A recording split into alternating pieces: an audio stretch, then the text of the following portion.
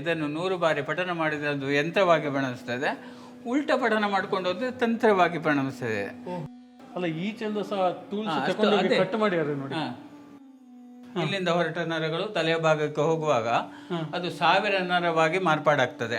ಹೌದೌದು. ಮತ್ತೆ ಈ ಮನೆಯಲ್ಲಿ 62 ಜನ ಮೆಂಬರ್, ಅದರಲ್ಲಿ 17 ಜನ ಗಂಡ ಹೆಂಡತಿ, ಇಷ್ಟು ಜನ ವಾಸ ಮಾಡ್ತಿದ್ರು. ಒನ್ ವೇ ಗ್ರಿಲ್ ಅಂತೇಳಿ.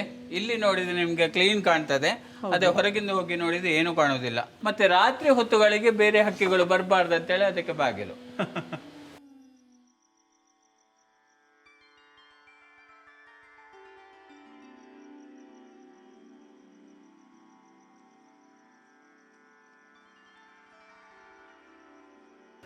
ಇದು ವೀರಶೈವ ಜಂಗಮಠ ಪುಚ್ಚಮುಗರು ಮೂಡುಬಿದ್ರೆಯಿಂದ. ಇಲ್ಲಿ 3 ಮಠದ ಮರಗಳನ್ನು ಸೇರಿಸಿ ಶರಣರು ಒಂದು ಮಾಡಿದ್ದಾರೆ. ಜಂಗಮ ಅಂತ ಹೇಳಿದ್ರೆ ಗೊತ್ತುಂಟಲ್ಲ, ಒಂದು ಕಡೆಯಿಂದ ಒಂದು ಕಡೆಗೆ ಹೋಗುವವರನ್ನು ಜಂಗಮ ಅಂತ ಹೇಳುವಂಥದ್ದು. ಈ ಬಸವಣ್ಣನವರು ಬಂದ ಅಲ್ಲಿ ಲಿಂಗಾಯತ ಸ್ಟಾರ್ಟ್ ಮಾಡಿರ್ತಾರೆ. ಜಂಗಮ ಅಂತ ಹೇಳಿದ್ರೆ ಅವರದ್ದು ಅಂತರಂಗ ಶುದ್ಧಿ ಬಹಿರಂಗ ಶುದ್ಧಿ, ದೇವರಿಗೆ ಅಷ್ಟು ಮಹತ್ವ ಕೊಡುವುದಿಲ್ಲ. ಲಿಂಗಾಯತರ ಅಂತ ಹೇಳಿದ್ರೆ ಲಿಂಗಕ್ಕೆ ಪೂಜೆ ಮಾಡುವವರನ್ನು ಲಿಂಗಾಯತರ ಅಂತ ಹೇಳುವಂಥದ್ದು. ಸುಮಾರು 12ನೇ ಶತಮಾನದಲ್ಲಿ ಬಸವೇಶ್ವರರ ಆಗಮನದೊಂದಿಗೆ ವೀರಶೈವ ಧರ್ಮದ ಧಾರ್ಮಿಕ ತತ್ವಗಳನ್ನು ಬೋಧಿಸಲು ಶಿವಶರಣರು ಮತ್ತು ಜಂಗಮರು ಕರ್ನಾಟಕದಾದ್ಯಂತ ಸ್ಥಳದಿಂದ ಸ್ಥಳಕ್ಕೆ ಕಾಲ್ನಡಿಗೆಯಲ್ಲಿ ಪ್ರಯಾಣಿಸಿದರು. ಇವರ ಪ್ರಯಾಣದ ಸಮಯದಲ್ಲಿ ಹಳ್ಳಿಗಳಲ್ಲಿ ಶಿಬಿರಗಳನ್ನು ಮಾಡಲು ಸ್ಥಳೀಯ ಭಕ್ತರುಗಳು ಈ ಜಂಗಮ ಮಠಗಳನ್ನು ನಿರ್ಮಿಸುತ್ತಾರೆ. ಉತ್ಸವ ದೇವತೆಗಳು ಮತ್ತು ಜಂಗಮರನ್ನು ಸಾಗಿಸಲು ತಯಾರಿಸಿದ ಕೆಲವು ಮರದ ಪಲ್ಲಕ್ಕಿಗಳನ್ನು ಇಲ್ಲಿ ನೋಡಬಹುದು. ಇದು ಒಂದೇ ಮರದ ಕಂಬಗಳು, ಒರಿಜಿನಲ್ ಮರ. ಇಲ್ಲಿ ಒಳಗೆ ಕೊರ್ದು ಸ್ಟೋರೇಜ್ ಮೇಲೆ ಕುತ್ಕೊಳ್ಳುವಂಥದ್ದು. ಇದು ಪಾದ ಪೂಜೆ ಮಾಡುವಂತ ಜಾಗ. ಅದು ಉಪ್ಪು ಸ್ಟೋರೇಜ್ ಮಾಡ್ಲಿಕ್ಕೆ, ಸಾಲ್ಟ್ ಮರದ್ದೇ ಒಳಗೆ ಕೊರೆದು ಸ್ಟೋರೇಜ್ ಮಾಡುವಂಥದ್ದು. ಇಲ್ಲಿ ಕಂಬದ ತುದಿಯಲ್ಲಿ ಗೋಲ್ ಗೋಲ್ ಉಂಟಲ್ಲ, ಅದು ರುದ್ರಾಕ್ಷಿ ಮಾಲೆ ಕೆತ್ತನೆ. ರುದ್ರಾಕ್ಷಿ ಮಾಲೆ, ಹೌದೌದು. ನಿಜ ಹೇಳಬೇಕಂದ್ರೆ 15 ಹಾಗೂ 16ನೇ ಶತಮಾನದಲ್ಲಿ ರಚನೆಗೊಂಡ ಈ ಮರದ ಕೆತ್ತನೆಗಳು ಇವತ್ತಿನ ಆಧುನಿಕ ತಂತ್ರಜ್ಞಾನವನ್ನು ನಾಚಿಸುವಂತಿದೆ. ಒಳಭಾಗದಲ್ಲಿ ಒಂದು ಸುಂದರ ಶಿವನ ದೇವಸ್ಥಾನವನ್ನ ನಿರ್ಮಿಸಲಾಗಿದೆ. ಇದು ಉದ್ದರಣಿ ಚಿತ್ರ ಅಂತ ಹೇಳಿ ಶಿವನ ಮಂಡಲಗಳು ಅಂತ ಹೇಳ್ತೇವೆ. ನಮ್ಗೆ ಯಂತ್ರ ತಂತ್ರ ಬಂದದ್ದು ಇದರಿಂದಲೇ. ಇದನ್ನು 100 ಬಾರಿ ಪಠನ ಮಾಡಿದ್ರೆ ಅದು ಯಂತ್ರವಾಗಿ ಪರಿಣಮಿಸ್ತದೆ, ಉಲ್ಟ ಪಠನ ಮಾಡ್ಕೊಂಡು ಹೋದ್ರೆ ತಂತ್ರವಾಗಿ ಪರಿಣಮಿಸ್ತದೆ. ನಿಮ್ಗೆ ಜಾತಕ ಬಲ ಇದೆಲ್ಲ ಬಂದದ್ದು ಇದರಿಂದಲೇ. ಇದರ ಎನರ್ಜಿ ಎಷ್ಟು ಅಂತ ಹೇಳಿದ್ರೆ, ಇದನ್ನು ಕಂಪ್ಲೀಟ್ ಪಠನ ಮಾಡಿದ್ರೆ ಮನುಷ್ಯನ ತಲೆ ಒಡೆದು ಹೋಗ್ಬೋದಂತೆ, ಅಷ್ಟು ಎನರ್ಜಿಗಳುಂಟು. ಇದನ್ನು ಸಾಧಾರಣ ಮಟ್ಟದಲ್ಲಿ ಪಠನ ಮಾಡಿದಂಥವ್ರು ಇದ್ರೆ ಅದು ರಾಮಕೃಷ್ಣ ಪರಮಹಂಸರು ಮತ್ತು ವಿವೇಕಾನಂದರು ಮಾತ್ರ. ಮತ್ತೆ ಅವರು ಸಹ ಕಂಪ್ಲೀಟ್ ಮಾಡಲಿಲ್ಲ, ಎಲ್ಲಿ ತನಕ ಹೋಗ್ಲಿಕ್ಕೆ ಆಗ್ತದೆ ಅಲ್ಲಿ ತನಕ ಹೋಗ್ಲಿಕ್ಕೆ. ನಾವು ಕಲ್ಲಿಗೆ ಅಭಿಷೇಕಗಳನ್ನು ಮಾಡ್ತೇವೆ. ಹೌದು, ಹಾಲಿನ ಅಭಿಷೇಕ, ತುಪ್ಪದ ಅಭಿಷೇಕ, ಮುಜ್ಜನ ಅಭಿಷೇಕ. ಯಾಕಂತ ಹೇಳಿದ್ರೆ ಆ ಕಲ್ಲಿನ ಆಯುಷ್ಯ ಜಾಸ್ತಿ ಆಗ್ಲಿಕ್ಕೋಸ್ಕರ. ಇಲ್ಲದಿದ್ರೆ ಕಲ್ಲುಗಳು ಡಿಸ್ಪೋಸ್ ಆಗ್ಲಿಕ್ಕೆ ಶುರುವಾಗ್ತದೆ, ಅದಕ್ಕೋಸ್ಕರ ನಾವು ಅಭಿಷೇಕಗಳನ್ನು ಮಾಡುವಂಥದ್ದು. ಇದು ಗರ್ಭಗುಡಿ. ಇಲ್ಲಿ ಗರ್ಭಗುಡಿ ನಾವು ಮಾಡಲಿಲ್ಲ. ಇಲ್ಲೊಂದು ಸಣ್ಣ ನಂದಿಯ ಕೆತ್ತನೆ ಮಾಡಿದ್ದಾರೆ ನೋಡಿ. ಇಷ್ಟು ಸಣ್ಣ ನಂದಿಯ ಕೆತ್ತನೆ ಆದ್ರೂ ಅದರ ಕಿವಿ, ಕೊಂಬು, ಕಣ್ಣು, ಬಾಯಿ, ಮೂಗು ಎಲ್ಲ ಅಷ್ಟು ಸ್ಪಷ್ಟವಾಗಿ ಮಾಡಿದ್ದಾರೆ ನೋಡಿ.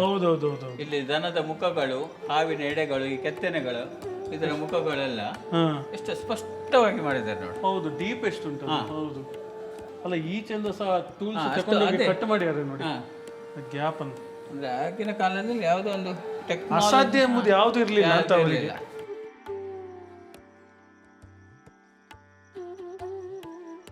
ಅಂದಿನ ಕಾಲದಲ್ಲಿ ಪೂಜಿಸುತ್ತಿದ್ದ ಶಿವನ ಮೂರ್ತಿ ಹಾಗೂ ಪೂಜಾ ಸಾಮಗ್ರಿಗಳನ್ನು ಇಲ್ಲಿ ನೋಡಬಹುದು.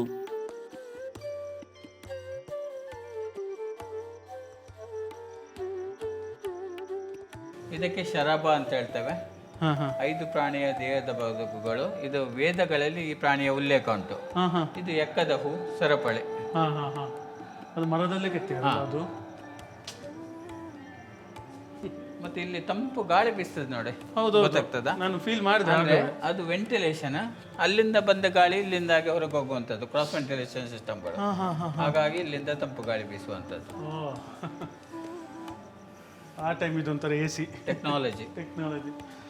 ಅಲ್ಲ, ನಾನು ಹೇಳೋದು ಈ ಟೈಮಲ್ಲಿ ಇಷ್ಟು ಟೂಲ್ಸ್ ಎಲ್ಲ ಇದ್ರೂ ಕೂಡ ಹಾ. ಒಂದು ವೇಳೆ ಜನ ಹೇಳಿಯಾರು ಇದಾಗ್ಲಿಕ್ಕಿಲ್ಲಪ್ಪ ನನ್ನ ಕೈ ಮಾಡ್ಲಿಕ್ಕೆ ಆಗದ ಕಾಲದವ್ರು ಹೇಗೆ ಇದೆಲ್ಲ ಒಂದು ಐಡಿಯಾ. ಹೌದಾ? ಇಲ್ಲಿ ಸಹ ನೋಡು, ನಾಗನ ಹೆಡೆ ಎಲ್ಲ ಎಷ್ಟು ಶಾರ್ಪ್ ಆಗಿ ಕೆತ್ತಿದ್ದಾರೆ. ಹೌದು, ಅಲ್ಲ ಆ ಶಾರ್ಪ್ನೆಸ್ ಇವತ್ತಿಗೆ ಸಹ ಉಂಟಲ್ಲ.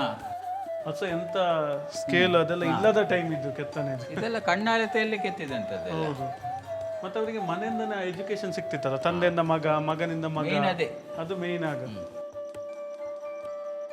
ಇದು ವಿದ್ಯಾಮಂದಿರ, ರಾಮಚಂದ್ರಾಪುರ ಮಠ, ಸ್ವಾಮೀಜಿದ್ದು ವಿಶ್ರಾಂತಿ ಕೋಣೆ, ಶಿವಮೊಗ್ಗ ಹೊಸನಗರ. ಮೂಲ ಮಠಗಳಲ್ಲಿ ಭಕ್ತಾದಿಗಳ ಓಡಾಟ ಭೇಟಿ ಹೆಚ್ಚಾಗಿದ್ದರಿಂದ ಮಠಾಧೀಶರಿಗೆ ಧ್ಯಾನ ಹಾಗೂ ಅಧ್ಯಯನಕ್ಕಾಗಿ ಬಿಡುವು ಸಿಗುತ್ತಿರಲಿಲ್ಲ. ಇದನ್ನು ಅರಿತು ಸುಮಾರು 300 ವರ್ಷಗಳ ಹಿಂದೆ ಮಠದ ಆವರಣದಲ್ಲಿ ಪ್ರತ್ಯೇಕ ಗುರು ನಿವಾಸವನ್ನು ನಿರ್ಮಿಸಿದರು. ಇದನ್ನು ವಿದ್ಯಾಮಂದಿರ ಎಂದು ಹೆಸರಿಡಲಾಯಿತು.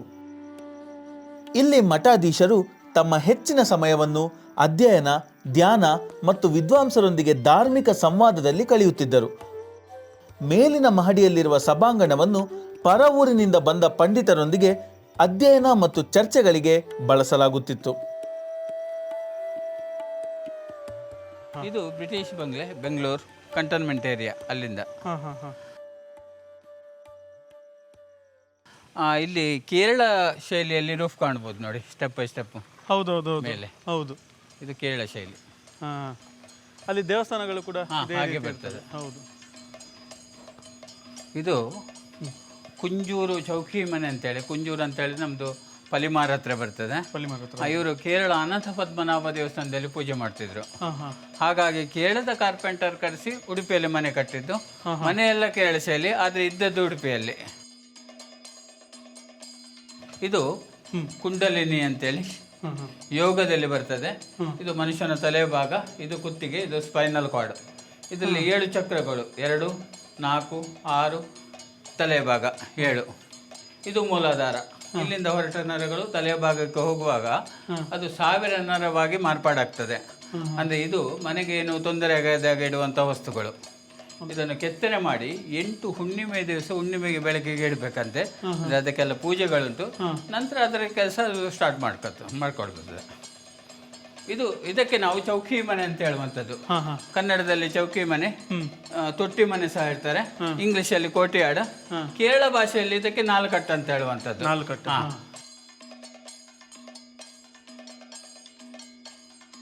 ಇದು ಬನಾನಾ ಲೀಫ್ ಇದು ಪ್ಯಾಟರ್ನ್, ಬಾಳೆ ಎಲೆ ಡಿಸೈನ್.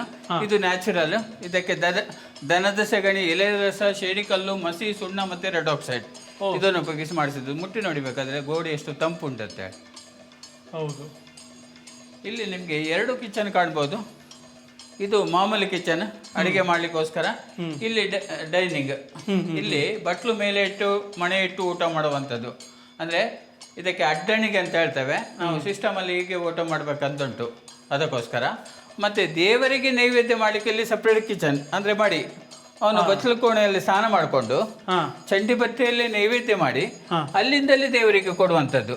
ಅಂದರೆ ಮುಂದೆ ಬಂದರೆ ಇಲ್ಲಿಂದ ನೆರಳು ಬೀಳ್ತದೆ ಅಂತೇಳಿ, ಅದಕ್ಕೋಸ್ಕರ ಅಲ್ಲಿಂದಲೇ ನೈವೇದ್ಯ ಕೊಡುವಂಥದ್ದು. ಅಂದರೆ ಅಷ್ಟು ಮಾಡಿ.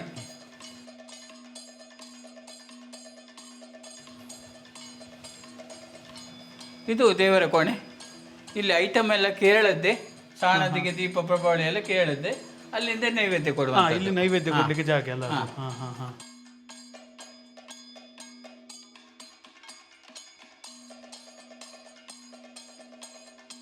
ಮತ್ತೆ ಆವಾಗ ನಮ್ಮ ಹತ್ರ ಫರ್ನಿಚರ್ ಇಲ್ಲ, ಈ ದಂಡೆಯಲ್ಲೇ ಕುತ್ಕೊಳ್ಳುವಂಥದ್ದು.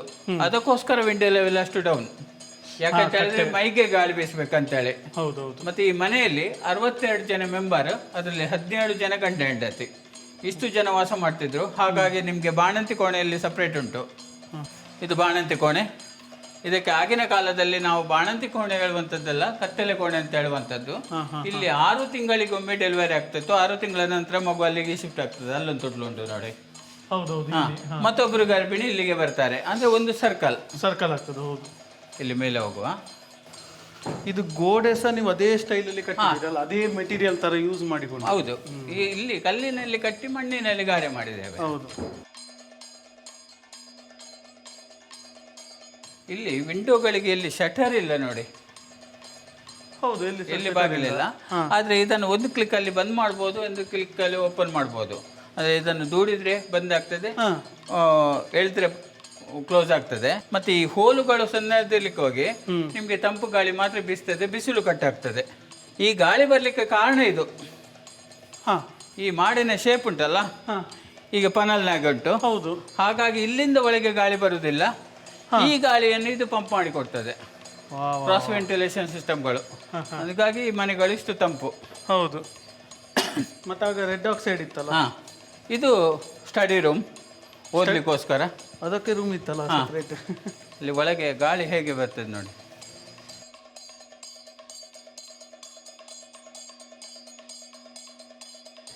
ಇದು ಒನ್ ವೇ ಗ್ರಿಲ್ ಅಂತೇಳಿ. ಇಲ್ಲಿ ನೋಡಿದ್ರೆ ನಿಮಗೆ ಕ್ಲೀನ್ ಕಾಣ್ತದೆ, ಅದೇ ಹೊರಗಿಂದ ಹೋಗಿ ನೋಡಿದ್ರೆ ಏನೂ ಕಾಣೋದಿಲ್ಲ. ಮತ್ತೆ ವೆಂಟಿಲೇಷನ್ಗೋಸ್ಕರ ಮತ್ತೆ ಬ್ಯಾಕ್ ಬೋನಿಗೆ ಸಪೋರ್ಟ್ ಆಗಿ ಇಲ್ಲಿ ಕುತ್ಕೊಂಡು ನೋಡಿ ಕಂಫರ್ಟೇಬಲ್ ಆಗಿ ಕುತ್ಕೊಳ್ಬೋದು. ಈಗಿನ ಫರ್ನಿಚರ್ ಸಹ ಇಷ್ಟು ಕಂಫರ್ಟೇಬಲ್ ಬರೋದಿಲ್ಲ. ಹೌದು. ಅಂದ್ರೆ ಈಗ ನೀವು ಹೇಳೋದು ಆಚೆಯವರಿಗೆ ನಾವು ಕಾಣುದಿಲ್ಲ, ಈಚೆಯಿಂದ ಆಚೆ ಮಾತ್ರ. ಈಚಿಂದ ಕ್ಲೀನ್ ಕಾಣ್ತದೆ, ಅಲ್ಲಿಂದ ನೋಡಿದ್ರೆ ಏನು ಕಾಣುವುದಿಲ್ಲ. ಇದೆಲ್ಲ ಮುಂಚೆ ಮನೆಗಳ ಮುಂದೆಲ್ಲ ಕೃಷಿ ಎಲ್ಲ ಮಾಡ್ತಿದ್ರಲ್ಲ, ಕೆಲಸಗಾರನೆಲ್ಲ ನೋಡ್ಲಿಕ್ಕೋಸ್ಕರ ಇಂಥ ಇದು. ಇದು ಕಿಚನ್ ಇದು ಹೊಗೆ ಬರುವಂತ ಪ್ಲೇಸ್. ಇಲ್ಲಿ ಅಕ್ಕಿ ಮುಡಿ, ಉಪ್ಪಿನಕಾಯಿ ಭರಣಿ, ಹಪ್ಪಳದ ಡಬ್ಬಿ, ಹುಣಸೆ ಹಣ್ಣೆಲ್ಲ ಇಲ್ಲಿ ಸ್ಟೋರ್ ಮಾಡ್ತಿದ್ರು. ನಿಮ್ಗೆ ಉಪ್ಪಿನಕಾಯಿ ಸಾಧಾರಣ 3 ರಿಂದ 4 ವರ್ಷ ಅದು ಏನಾಗುದಿಲ್ಲಂತೆ. ಯಾಕಂತ ಹೇಳಿದ್ರೆ ಆ ಹೊಗೆಗೆ ಅದು ಪ್ರಿಸರ್ವ್ ಆಗಿರ್ತದೆ, ಅದಕ್ಕೋಸ್ಕರ. ಮತ್ತೆ ಮಲಗುವಂತ ಜಾಗ ಇದೆ, ಯಾರಿಗಾಗಿ ಸಪ್ರೇಟ್ ರೂಮ್ ಇರಲಿಲ್ಲ, ಇಲ್ಲೇ ಚಾಪೆ ಹಾಕೊಳ್ಳೋದು, ಮಲಗುವಂತದ್ದು. ನೀವು ಹೇಳಿದ 17 ಫ್ಯಾಮಿಲಿ ಕೂಡ ಇಲ್ಲೇ ಮಲಗೋದು. ಹೋಗುವವರು ಸಣ್ಣ ದೀಪ ಹಿಡ್ಕೊಂಡು ಇಲ್ಲಿಂದ ಹೋಗ್ಬೋದು ಅಂತ ಹೇಳಿ, ಅಂದ್ರೆ ಪ್ಯಾಸೇಜ್ ತರ. ಓಕೆ. ಡಿವೈಡರ್ ಅವರಿಗೆ ರೂಮ್ ಡಿವೈಡರ್ ಇಲ್ಲ, ಏನಿಲ್ಲ, ಈ ಓಪನ್. ಇದು ಕೆಳಗೆ ಹೋಗ್ಲಿಕ್ಕೆ ಇನ್ನೊಂದು ಸ್ಟೆಪ್. ಅಂದ್ರೆ ಯಜಮಾನನನ್ನು ಯಾರಾದ್ರೂ ಹುಡ್ಕೊಂಡು ಬಂದ್ರೆ ಯಜಮಾನಿಗೆ ಇಷ್ಟೆಲ್ಲ ಅಂತ ಹೇಳಿದ್ರೆ ಅವ್ರು ಇಲ್ಲಿಂದ ಆಗಿ ಹೊರಗೆ ಹೋಗುವಂತದ್ದು ಕಳ್ಳದಾರಿ. ಮತ್ತೊಂದೇನಂತ ಹೇಳಿದ್ರೆ ಈ ಡೆಲಿವರಿ ಎಲ್ಲ ಆದಾಗ ಯಜಮಾನನಿಗೆ ಇಲ್ಲಿಂದಲೇ ಹೋಗಿ ಪೂಜೆ ಮಾಡಿ ಇಲ್ಲಿಂದಲೇ ಮೇಲೆ ಬರ್ಲಿಕ್ಕೆ, ಹಾಗೆ ಮನೆಗೆ ಬರ್ಲಿಕ್ಕೆ. ಇದು ದೇವರ ಕೋಣೆ ಇದ್ದು, ಕಿಚನ್ ಇದ್ದು. ಇದು ಅಟ್ಟಕ್ಕೆ ಹೋಗ್ಲಿಕ್ಕೆ ಈ ದೊಡ್ಡ ದೊಡ್ಡ ಪಾತ್ರೆಗಳನ್ನೆಲ್ಲ ಮೇಲೆ ಸ್ಟೋರ್ ಮಾಡ್ತಿದ್ರು. ಮತ್ತೆ ಇದು ಮನೆಯಲ್ಲಿ 70-80 ಜನರು ಇರುವಾಗ ಮಳೆಗಾಲದಲ್ಲಿ ದವಸ ಧಾನ್ಯ ಅಕ್ಕಿಯಲ್ಲೇ ಇಲ್ಲಿ ಸ್ಟೋರ್ ಮಾಡ್ತಿದ್ರು. ಯಾಕಂತ ಹೇಳಿದ್ರೆ ಕೆಳಗೆ ಇಟ್ಟರೆ ಮಾಯ್ಶ್ಚರ್ ಬರ್ತದೆ ಅಂತೇಳಿ ಮೇಲೆ ಇಡುವಂಥದ್ದು. ಈ ಲಾಕಿನ ಹೆಸರು ಮಣಿಚಿತ್ರ ತಾಳ್ ಅಂತೇಳಿ. ಮಣಿಚಿತ್ರ ತಾಳ್ ಅಂದ್ರೆ ನಾಗವಲ್ಲಿದ್ದು ರೂಮ್ ಇದ್ದು ಚಿಲ್ಕ. ಇದು ಕೇರಳದ್ದು ಬಾರಿ ಫೇಮಸ್ ಲಾಕ್, ಅದರ ಹೆಸರೇ ಮಣಿಚಿತ್ರ ತಾಳ್. ಇದು ರವಿವರ್ಮ ಲಿಥೋಗ್ರಫಿ ಪ್ರಿಂಟ್ ಅಂತೇಳಿ. ರವಿವರ್ಮನ ಬಗ್ಗೆ ಗೊತ್ತುಂಟಲ್ಲ, ಅವರು ರಾಜ ಫ್ಯಾಮಿಲಿಯಲ್ಲಿ ಹುಟ್ಟಿದವರು. ಅವರಿಗೆ ಗೊಂದಲ ಇತ್ತು, ನಾನು ಚಿತ್ರ ಬಿಡಿಸ್ಬೇಕಲ್ಲ ರಾಜ ಫ್ಯಾಮಿಲಿಯಲ್ಲಿ ಮುಂದುವರಿಬೇಕಂತೇಳಿ. ಅದಕ್ಕೋಸ್ಕರ ಅವರು 25 ಎತ್ತಿನ ಗಾಡಿ ಮಾಡ್ಕೊಂಡು ಕೊಲ್ಲೂರಿಗೆ ಬಂದದ್ದು. ಅಲ್ಲಿ 48 ದಿವಸ ಅಖಂಡ ಭಜನೆ, ಅಂದ್ರೆ ದೇವಿ ಏನಾದ್ರೂ ಸೂಚನೆ ಕೊಡ್ಬೇಕಂತೇಳಿ. ನಂತರ ದೇವಿ ಸೂಚನೆ ಕೊಟ್ಟರಂತೆ ನೀವು ಚಿತ್ರ ಬಿಡಿಸು ಅಂತೇಳಿ. ಅದರಲ್ಲಿ ಸೂರ್ಯನ ಚಿತ್ರ ಬಿಡಿಸಿ ಮೈಸೂರು ಅರಮನೆಗೆ ಕೊಟ್ಟದ್ದು. ಈಗ ದೇವರ ರೂಪವನ್ನು ತೋರಿಸಿಕೊಟ್ಟವರು ನಮ್ಗೆ ರವಿವರ್ಮ. ಅದರ ಮೊದಲು ದೇವರಿಗೆ ರೂಪ ಇರಲಿಲ್ಲ, ಕಲ್ಲಿನ ಮೂರ್ತಿ ಮತ್ತೆ ಮರದ ಮೂರ್ತಿಗಳಿದ್ದದ್ದು. ಬರವಣಿಗೆಯಲ್ಲಿ ಮಾತ್ರ ಇತ್ತು ಈ ತರ ರೂಪ. ಈಗ ಸರಸ್ವತಿನವರು ಬಂಡೆ ಕಲ್ಲಿನ ಮೇಲೆ ಕುತ್ಕೊಳ್ಸಿದ್ದಾರೆ. ಹೌದು. ಯಾಕೆ ಗೊತ್ತುಂಟಾ? ಇಲ್ಲ. ಸರಸ್ವತಿ ಅಂತ ಹೇಳಿದ್ರೆ ವಿದ್ಯೆ, ಅದು ಒಮ್ಮೆ ಬಂದ್ಮೇಲೆ ಸ್ಟೇಬಲ್, ಯಾವತ್ತೂ ರಿಟರ್ನ್ ಆಗುದಿಲ್ಲ. ಅದಕ್ಕೋಸ್ಕರ ಸರಸ್ವತಿಯನ್ನು ಬಂಡೆ ಕಲ್ಲಿನ ಮೇಲೆ, ಲಕ್ಷ್ಮಿಯನ್ನು ನೀರಿನ ಮೇಲೆ ತಾವರೆ. ಸಂಪತ್ತು ಇವತ್ತು ಬರ್ಬೋದು, ನಾಳೆ ಹೋಗ್ಬೋದು. ಇದನ್ನೆಲ್ಲ ಬಿಡಿಸಿದವರ ಹೆಂಡತಿಯನ್ನೇ ಕುತ್ಕೊಳಿಸಿ, ಮತ್ತೆ ಸರಸ್ವತಿ ನವಿಲಲ್ಲ, ಹಂಸ, ಯಾವುದೊಂದು ಸಿನರಿಯಲ್ಲಿ ನವಿಲನ್ನು ನೋಡಿದ್ರು, ಹಾಗಾಗಿ ನವಿಲನ್ನು ಬಿಡಿಸಿದಂತ. ಇದು ಯಜಮಾನನ ಕೋಣೆ. ಅವರಿಗೊಂದು ಕೋಣೆ ಇತ್ತಲ್ಲ. ವಾಸ್ತು ಪ್ರಕಾರದಲ್ಲಿ ಯಜಮಾನ ಇಲ್ಲಿದ್ರೆ ಇಡೀ ಮನೆಯದ್ದು ಕಂಟ್ರೋಲ್ ಅವರ ಕೈಯಲ್ಲಿರ್ತದೆ ಅಂತ ಹೇಳಿ ನಂಬಿಕೆ. ಮತ್ತೆ ಈ ಮನೆಯನ್ನು ಕೇರಳ ವಾಸ್ತು ಪ್ರಕಾರ ಮನುಷ್ಯಾಲಯ ಚಂದ್ರಿಕ ಅಂತ ಹೇಳಿ ವಾಸ್ತು ಪ್ರಕಾರದಲ್ಲಿ ಕಟ್ಟಿದ್ದಾರೆ. ಅದರಲ್ಲಿ ಮೆಜರ್ಮೆಂಟ್ ಯಜಮಾನನ ಅಂಗುಲ. ಈ ಮನೆದು ಯಜಮಾನ ಗಿಡ್ಡರ್ಲಿಕ್ಕೆ ಹೋಗಿದ್ದು ಡೌನ್ ಆದದ್ದು, ಅಂದ್ರೆ ಯಜಮಾನಕ್ಕಿಂತ 1 ಅಂಗುಲ ಜಾಸ್ತಿ ಮಾಡಿದ್ದಾರೆ. ಅವ್ರ ಹೈಟ್ ಇದ್ರೆ ಇನ್ನೂ ಹೈಟ್ ಹೋಗ್ಬೋದಿತ್ತು. ಯಜಮಾನನ ಹೈಟ್ಗಿಂತ ಸ್ವಲ್ಪ ಹೈಟ್, ಅವ್ರ ಹೈಟ್ ಇದ್ರೆ ಇನ್ನೂ ಹೈಟ್ ಮಾಡ್ಬೋದಿತ್ತು. ಇದು ಯಜಮಾನನಿಗೆ ಮಧ್ಯಾಹ್ನ ಊಟ ಆದ್ಮೇಲೆ ಮಲಗಲಿಕ್ಕೆ ಬೇಡ ಅಂತ ಹೇಳಿದ್ರೆ ಇದನ್ನು ಫೋಲ್ಡ್ ಮಾಡಿ ಇಡ್ಬೋದು. ಅದೇ ನೋಡಿ, ಸಿಸ್ಟಮ್ ಹೀಗೆ ಮೇಲೆ ಹೋಗ್ತದಲ್ಲ. ಈ ಹೋಲ್ ಯಾವುದಕ್ಕೆ ಗೊತ್ತಾಗ್ತದ? ಗುಬ್ಬಚ್ಚಿ ಬರ್ಲಿಕ್ಕೆ. ಗುಬ್ಬಚ್ಚಿ ಬಂದು ಮನೆಯೊಳಗೆ ಗೂಡು ಕಟ್ಟಿದ್ರೆ ಸಂತಾನ ನಿಸಂತತೆ ಆಗುದಿಲ್ಲ, ಕಂಟಿನ್ಯೂ ಇರ್ತದೆ ಅಂತೇಳಿ. ಮತ್ತೆ ರಾತ್ರಿ ಹೊತ್ತುಗಳಿಗೆ ಬೇರೆ ಹಕ್ಕಿಗಳು ಬರಬಾರ್ದು ಅಂತೇಳಿ ಅದಕ್ಕೆ ಬಾಗಿಲು. ಮತ್ತೆ ಈ ಮನೆಗಳಿಗೆ ಹಲಸು ಮತ್ತೆ ಅಬ್ಬೆಲ್ಸಿನ ಮರ ಹಾಕಿದ್ದಾರೆ, ಕಂಬಗಳು ಸಂಪಿಗೆ ಹಾಕಿದ್ದಾರೆ. ಸಂಪಿಗೆ ಸಾಗೆ ನಾನ್ ವೆಜ್ ತಿನ್ನುವರ ಮನೆಗೆ ಹಾಕೋದಿಲ್ಲ, ವೆಜ್ ತಿನ್ನುವರ ಮನೆಗೆ ಸಂಪಿಗೆ ಮರಗಳನ್ನು ಹಾಕ್ತಿದ್ರು. ಮತ್ತೆ ನಾವು ಮನೆದು ವಾಸ್ತು ಅಂತ ಹೇಳ್ತೇವಲ್ಲ, ನಿಜವಾಗಿ ಏನಂತ ಹೇಳ್ಬೋದು? ವಾಸ್ತು ಅಂತ ಹೇಳಿದ್ರೆ ಇಷ್ಟೇ, ಮನುಷ್ಯ ಕಾಡಿನಲ್ಲಿ ವಾಸ ಮಾಡ್ತಿದ್ದವ, ಅವನಿಗೆ ನಾಡಿಗೆ ಬಂದಾಗ ಬೆಳಕು ಮತ್ತೆ ಗಾಳಿ ಎಲ್ಲಿ ಜಾಸ್ತಿ ಸಿಗುವಂತದ್ದು ಅಲ್ಲಿ ಮಲಗುವಂತ ಜಾಗಗಳು, ಅಂದ್ರೆ ಕೋಣೆ ಅಂತ ಹೇಳುದಿಲ್ಲ, ಮಲಗುವಂತ ಜಾಗ. ಮತ್ತೆ ನಮ್ಗೆ ಮಳೆಯಲ್ಲಿ ಇರುವುದು ಎರಡೇ, ಹಿಂಗಾರು ಮತ್ತೆ ಮುಂಗಾರು, ಪೂರ್ವಕ್ಕೆ ಮತ್ತೆ ಪಶ್ಚಿಮಕ್ಕೆ. ಉತ್ತರಕ್ಕೆ ಯಾವುದೇ ಮಳೆ ಇಲ್ಲ. ಹಾಗಾಗಿ ನಾವು ಉತ್ತರದಿಂದ ಒಳಗೆ ಪ್ರವೇಶ.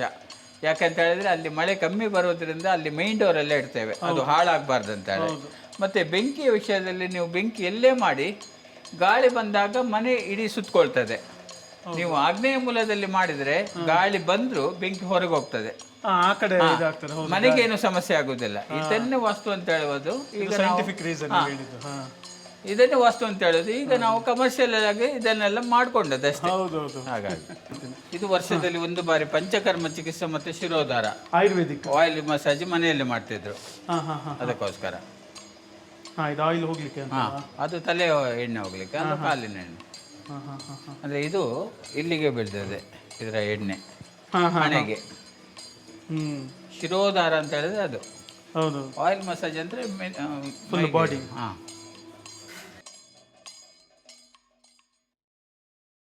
ಇದು ಬಡ್ಕಲ್ ನವಾಯಿತಿ ಮುಸ್ಲಿಂ. ಬಡ್ಕಲ್ ನವಾಯಿತಿ ಮುಸ್ಲಿಂ ಅಂತ ಹೇಳಿದ್ರೆ ಕೊಂಕಣಿಯವರು ಮುಸ್ಲಿಂ ಕನ್ವರ್ಟ್ ಆದದ್ದು. ಇವರು ಮಾತಾಡೋದು ಕೊಂಕಣಿ. ನವ ಅಂತ ಹೇಳಿದ್ರೆ ಹೊಸತು ಇತಿ ಅಂತ ಹೇಳಿದ್ರೆ ಬಂದವರಂತೇಳಿ. ಇದರ ಮೊದಲು ಜೈನ್ ಕನ್ವರ್ಟ್ ಆಗಿದ್ದಾರೆ. ಇದರ ವಿಶೇಷತೆ ಏನು ಗೊತ್ತುಂಟ, ಇಲ್ಲಿ 1 2 3 4 ಡೋರ್ ಕಾಣ್ತದೆ. ಹೌದು, ಅಂದ್ರೆ 4 ಕೇರಿಗಳಿತ್ತು. ಇಲ್ಲಿ ಕೇರಿ ನಾವು ಮಾಡಲಿಲ್ಲ, ಒಳಗಡೆ ಒಂದೇ ಮನೆ. ಯಾಕಂತ ಹೇಳಿದ್ರೆ ಇವರ ಮೂಲ ಉದ್ಯೋಗ ಸಮುದ್ರಕ್ಕೆ ಮೀನು ಹಿಡ್ಲಿಕ್ಕೆ ಹೋಗುವಂಥದ್ದು. ಇವರ ಗಂಡಂದಿರು ಮೀನು ಹಿಡ್ಲಿಕ್ಕೆ ಹೋದಾಗ 3 ತಿಂಗಳು 4 ತಿಂಗಳು ಬಿಟ್ಟು ಬರುವಂಥದ್ದು. ಆವಾಗ ಇವರ ಹೆಂಡತಿಯರು ಒಂದೇ ಜೀವನ ಮಾಡ್ಕೊಂಡಿರುವಂಥದ್ದು. ಹಾಗಾಗಿ ಅವರು ಬಂದಾಗ ಮತ್ತೆ ಡಿವೈಡ್ ಆಗೋದು. ಅಂದ್ರೆ ಬೇರೇನಲ್ಲ, ಒಂದು ಸೆಕ್ಯೂರಿಟಿ ಪರ್ಪಸ್ ಆ ಸಿಸ್ಟಮ್ಗಳು. ಈ ನವಾಯತರ ಬಗ್ಗೆ ನಿಮಗೆ ತಿಳಿಸ್ಬೇಕಂದ್ರೆ, ನವಾಯತರು ಪ್ರಧಾನವಾಗಿ ಯಮನ್ ಹಾಗೂ ಪರ್ಷಿಯಾದಿಂದ ವಲಸೆ ಬಂದವರು.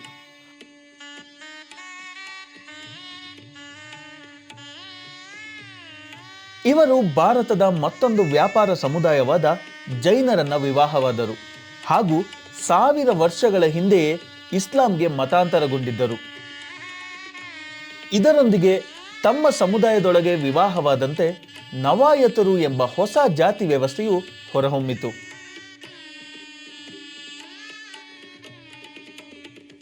ನವಾಯತ್ ಎಂದರೆ ಪರ್ಷಿಯನ್ ಭಾಷೆಯಲ್ಲಿ ಹೊಸಬರು ಎಂದರ್ಥ. ಇವರ ಮುಖ್ಯ ಉದ್ಯೋಗ ಮೀನುಗಾರಿಕೆ ಹಾಗೂ ವ್ಯಾಪಾರ. ಇವರು ಹೆಚ್ಚಾಗಿ ಕರ್ನಾಟಕ ಹಾಗೂ ತಮಿಳುನಾಡು ಭಾಗಗಳಲ್ಲಿ ಕಂಡುಬರುತ್ತಾರೆ. 1ನೇ ಸದಾತುಲ್ಲಾ ಖಾನ್ ಅವರು ಮೊಘಲ್ ಸಾಮ್ರಾಜ್ಯದ ಅಡಿಯಲ್ಲಿ ಕರ್ನಾಟಿಕ್ ನವಾಯತ ಕೊಂಕಣಿ ಮುಸ್ಲಿಂ ಸಮುದಾಯದ ನವಾಬರಾಗಿದ್ದರು. ಇಂದು ಈ ಸಮುದಾಯದ ಜನರನ್ನ ಆಡು ಭಾಷೆಯಲ್ಲಿ ಕೊಂಕಣಿ ಮುಸ್ಲಿಮರೆಂದು ಕರೆಯಲಾಗುತ್ತದೆ.